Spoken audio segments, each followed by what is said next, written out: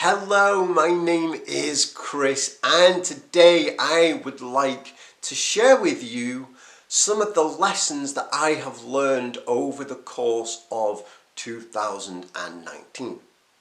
Today I'm not going to talk about quitting smoking or addiction or things like that, although kind of in a roundabout way I am. What I want to talk to you about is about the lessons that I've learned about myself and about all kinds of things. The year 2019 is practically at an end. Hasn't it just flown by? It doesn't seem like 5 minutes ago since we were just getting started. And yet here we are, it's all over. And as such, I've been thinking and reflecting on my journey over the past 12 months and realised that I learned a lot of stuff.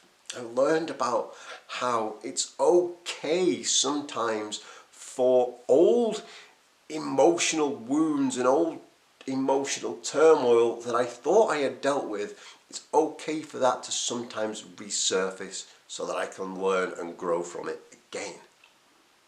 I learned about resilience, and I learned that sometimes not getting what I want is a remarkable stroke of luck. I'll talk to you about all of that in the video. Before I do, a quick update about my book, Quit Smoking and Be Happy. I've been talking for weeks about how the print version is coming. I have some big news about that. I won't detract from the video too much now, but if you are interested in hearing more about the book, I will discuss it at the end of this video. So either stick around or just skip everything I have to say and go straight to that. For now, I want to start talking about the lessons that I've learned throughout the course of 2019, and the biggest one for me is that just because I feel like I have dealt with something, dealt with emotional pain or emotional turmoil or some kind of mental anguish that I have, just because I feel like that's boxed off and done and I don't have to deal with it anymore, sometimes the universe has other plans for me and it's like, here, let's deal with this again.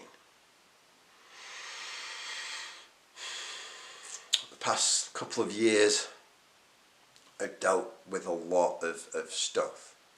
I've processed a lot of emotional turmoil and anguish and pain and hurt and upset because I had to. If you've watched any of my videos in the past, you may remember me talking about how I realised that the only way for me to stop my self-sabotaging, self-destructive behaviours like smoking and drinking and excessive eating were to look deep into the root causes of why I did those things in the first place. And I realised that there was a lot of, emotional pain and a lot of unresolved issues. And they caused me pain that I couldn't deal with, and yet my self-esteem was so low that I figured the best way to deal with my emotional pain was to make it worse by blocking it out or changing it with cigarettes and alcohol and food. So if I was ever going to stop my self-sabotaging behaviour, I absolutely had to get down into the root causes and heal them. So I did that. Hours of therapy, hours of journaling, hours of personal development work, hours of baring my soul to strangers who are now my friends via YouTube. And healing those things, right? I'm feeling that, yeah, I've done good here. I'll look into, past romantic relationships that are, with lingering residual emotional problems, and I healed them and I made peace with ex-partners and, found closure to the issues with my family and my parents, and I do all the work on that and I find closure. And at the time, not knowing any better, it was like, okay, I've dealt with this, I can now cross it off my list. Like, there is the emotional problem with my parents, I've done, I can let it go, and this will never bother me ever again. That's it, I've done, I've let it go. And then something happens and it triggers those same feelings. It might not be the same situation, but it triggers those same feelings. And I've talked in therapy about this, about how I would kind of go, oh no, like I've dealt with this. I don't want to have to deal with it again. I shouldn't have to. Like it's boxed off, it's filed away.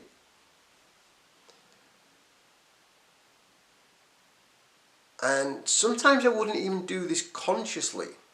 It was like I wouldn't acknowledge certain feelings or certain emotional pain that I was going through, because I think, well, I've dealt with this once, right? In the back of my mind, I'm thinking I've dealt with this once, so I can't possibly be having the same feelings again. And I would just ignore them, and then they would build and get worse. Or, worse yet, I would suppress them. Like I talk so much about how important it is, for me at least, to heal this emotional pain, but I'd be like, well, that's dealt with, let's find the next bit of emotional pain and deal with that, and then the next. Not realizing that sometimes I would have to go back to the same stuff and learn new lessons, and instead I would just suppress it, and suppressing it would be like stuffing an oversized jack-in-a-box into like a really big, what do you call the clown bit? The jack? Stuffing that into a really small jack-in-a-box until there's just no room for it anymore, and it explodes and poof, shoots out. That's what's happened to me a lot this year.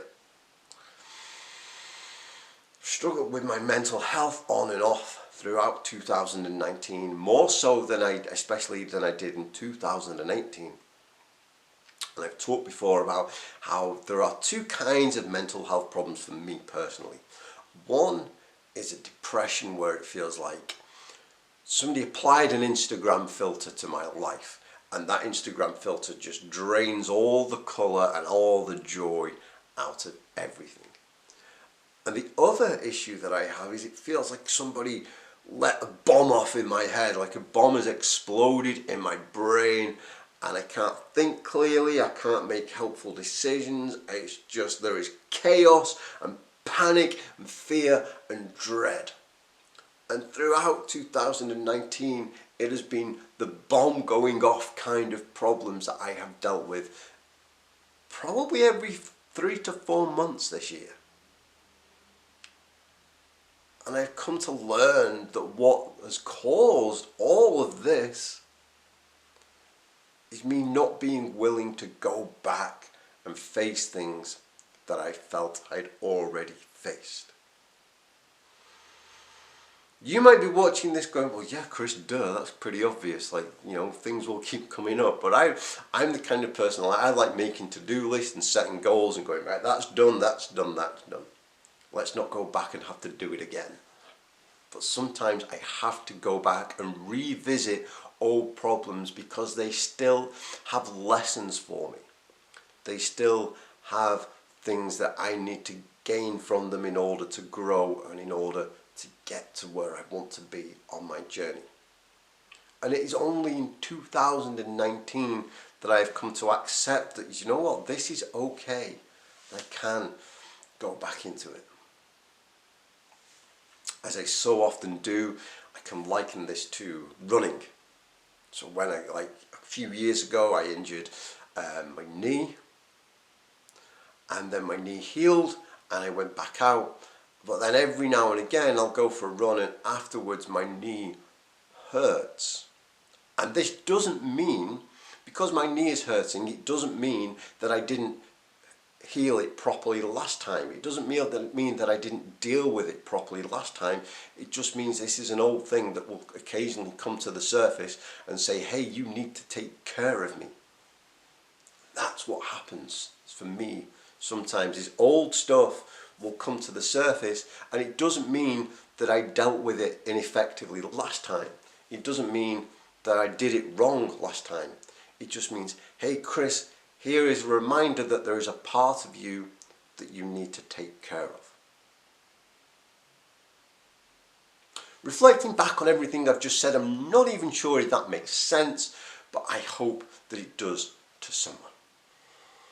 The other big lesson that I have learned in 2019 is I am way more resilient and way tougher than I give myself credit for. But not only am I super resilient, not only am I super capable of bouncing back from anything, but so many other people are too. This isn't exactly a brand new lesson for me. Over the course of the few years that I've been making this channel, I've talked often about how magical things happen on the other side of pain. I've talked about how, just because something feels bad right now, and it's okay to acknowledge that it feels bad right now, doesn't mean that it always will. Excuse me. We will grow, we will heal, and we will become stronger as a result of the things that we go through. Again, I can liken it back to running, as I do with pretty much everything. In April, I completed the Manchester Marathon, 26.2 miles. When I got done, I thought I was going to die. It felt so bad. My body went into shock, like, Chris, what did you do to me? My legs hurt, my legs were so sore for days afterwards. Like I could barely walk. Months later, not only have my legs made a full recovery, but they are stronger for having gone through that experience. I run better now than I did at the start of the year because of going through what was, for my body, quite a traumatic experience. I can liken the same to, I had a painful relationship breakup in the summer, and it was really painful. It was like life-changing, right? And at the time, I was like, this is so bad, it hurts, it's the worst thing that's ever happened.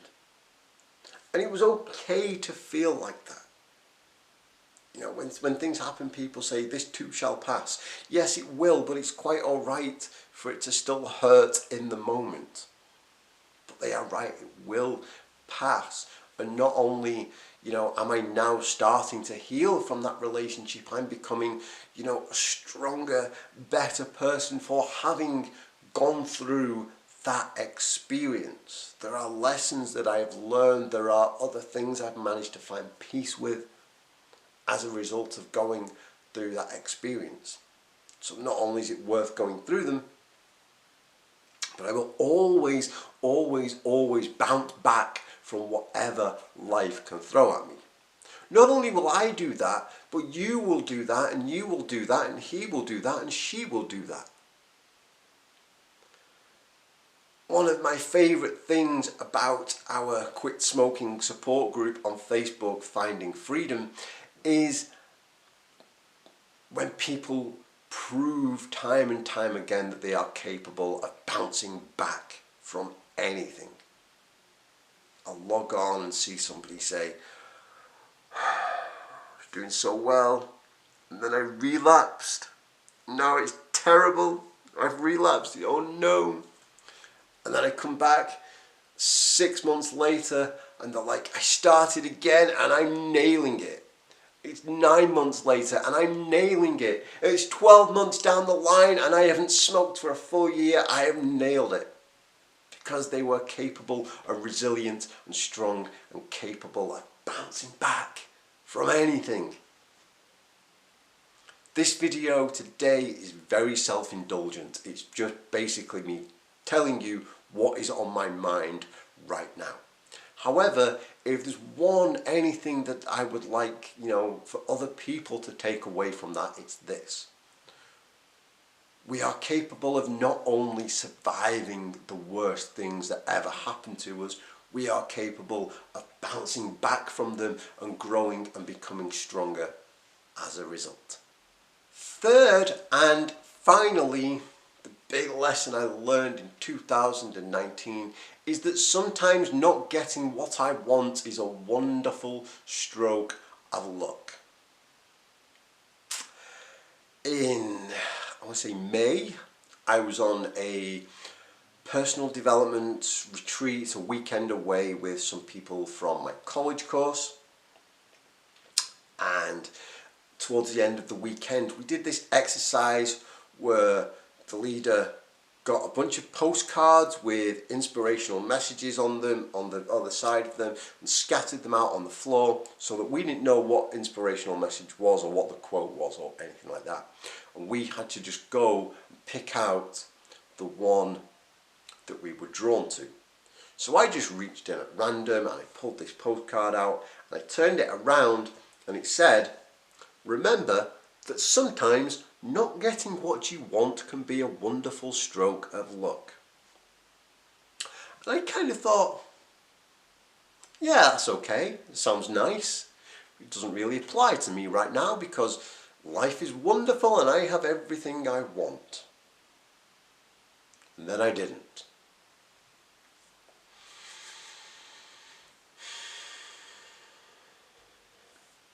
I say that relationship ended and it was painful.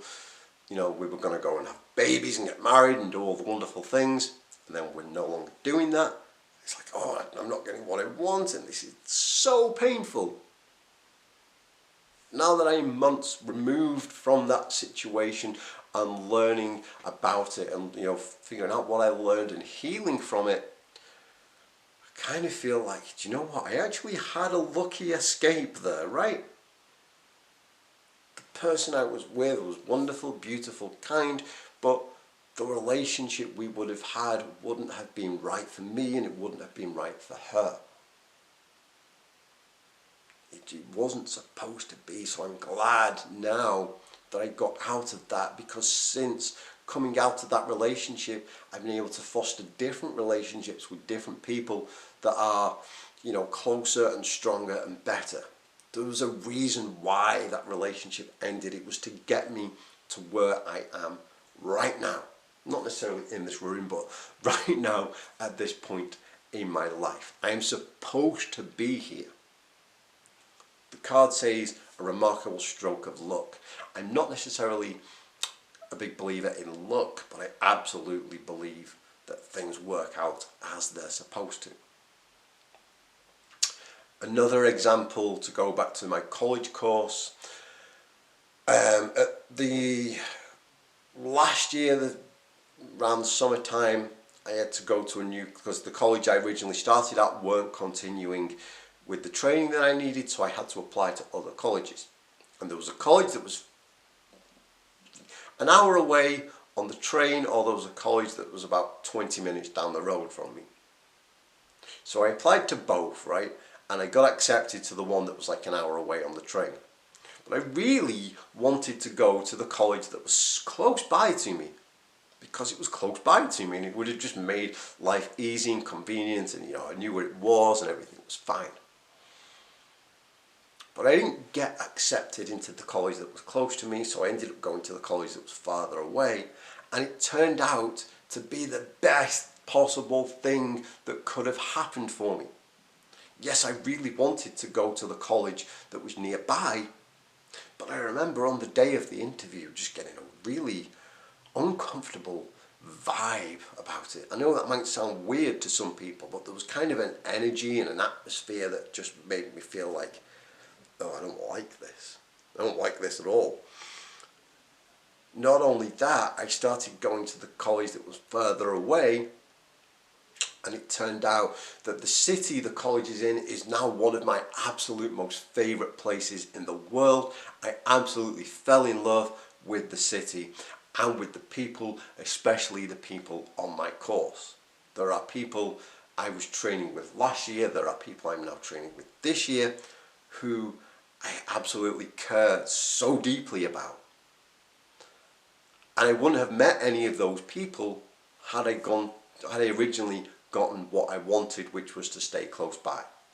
So everything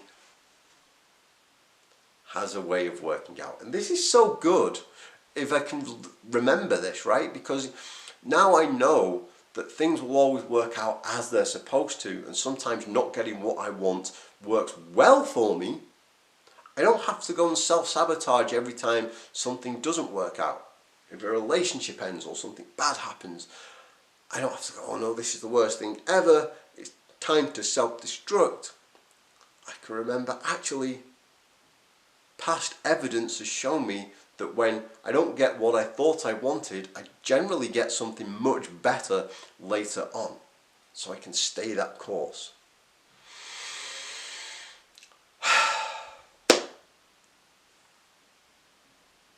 As I say, today has mainly been about me just telling you what has been on my mind over the last couple of days as I've been reflecting on the past year. I hope you've enjoyed this video. If you have watched this far, I hope maybe there's been something that's giving you something to think about or smile about, who knows. If there hasn't, I thank you so much for sticking with the video despite there being nothing in it. I promised you at the start I would quickly update you on the print version of my book, Quit Smoking and Be Happy. The ebook version has been out since early November. Thank you so much to all those of you who have bought your digital copies. I hope you are enjoying them, finding value from them. I would love to hear your feedback, for better or for worse. I finally finished everything that I had to do to get the print version out.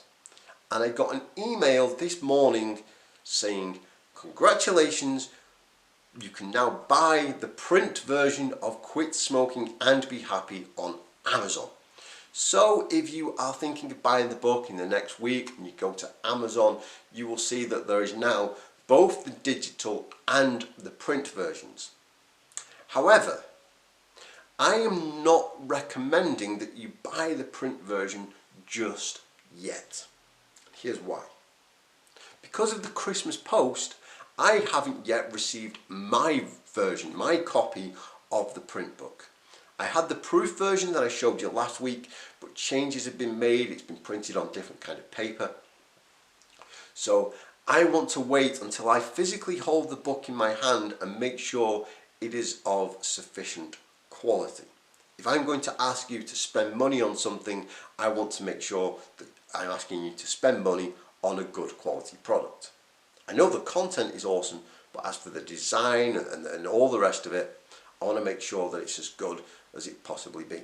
So what I'm saying is, if you want to buy the print version of the book, you can do so now. However, I'm not going to endorse it or recommend it until I actually know 100% certain that what you are getting is absolute best. Whew, we're done. Thank you so much for watching. Thank you for all of your wonderful support throughout 2019. I look forward to connecting with you even more in 2020.